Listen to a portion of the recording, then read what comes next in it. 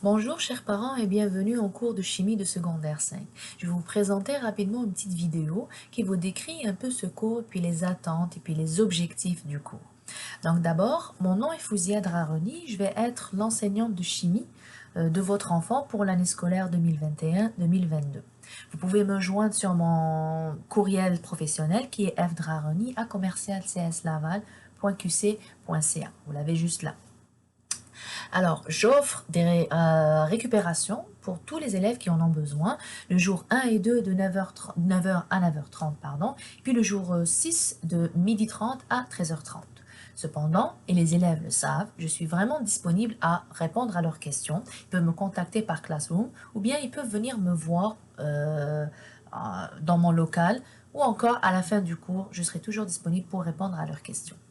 Le cours de chimie est un cours optionnel en secondaire 5, mais ça reste un cours préalable à certains programmes du cégep. Donc, si votre enfant est là, c'est qu'il a choisi un programme probablement qui exige le cours de chimie de secondaire 5.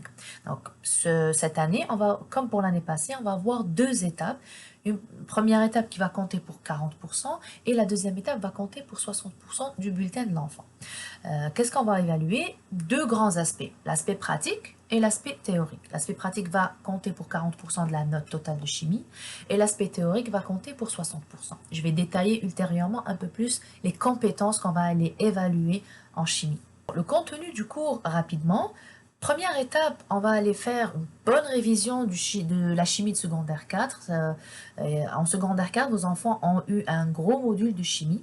Donc, on va aller vraiment réviser pour bien mettre les bases pour bien réussir le cours de secondaire 5. Et après ça, on va commencer les gaz. Donc, on va aller voir les propriétés physiques et chimiques des gaz. Durant l'étape 2, on va aller voir plus les réactions chimiques. Donc, on va aller voir l'aspect énergétique des réactions chimiques, les vitesses de réaction et les équilibres chimiques. Voici les compétences visées dans le cours de chimie. Ce sont des compétences établies par le ministère de l'Éducation.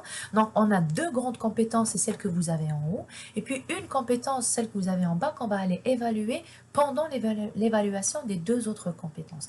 Donc, la première compétence, c'est la compétence qui évalue le côté pratique, qui est de chercher des réponses ou des solutions à des problèmes relevant de la chimie.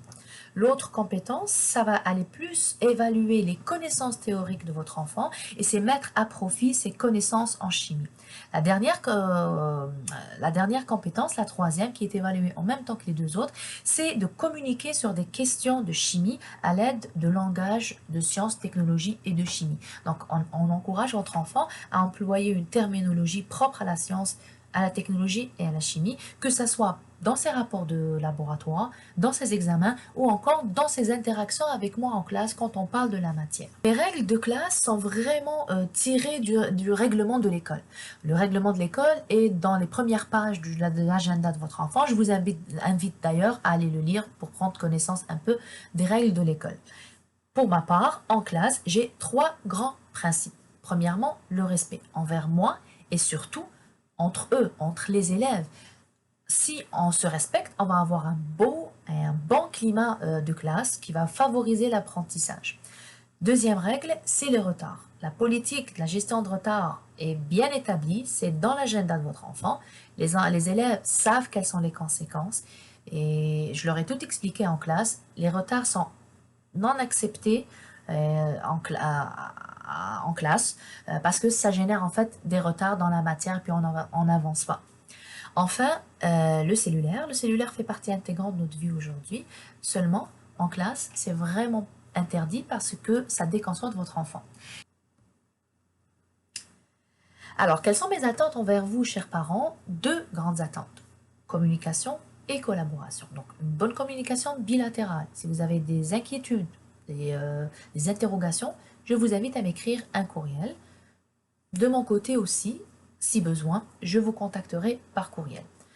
La collaboration, c'est que si on s'entend sur quelque chose, sur une action à poser pour aider votre enfant, il faudrait qu'on soit cohérents tous les deux, justement pour le bien de l'enfant. Donc, on va collaborer, je suis à l'écoute, je suis ouverte et on va je vais faire de mon mieux, je vais vous écouter et faire de mon mieux pour aider votre enfant. Et collaboration et communication vont justement optimiser l'apprentissage de votre enfant et donc favoriser sa réussite. Mes chers parents, j'ai fini ma vidéo. Ce que j'ai à vous dire, c'est que je vous remercie d'avance de la confiance que vous m'accordez. Je vois vos enfants tous les jours, pratiquement. Et donc, je vous remercie d'avance pour la confiance que vous m'accordez. Et je vous souhaite une belle année scolaire à tous.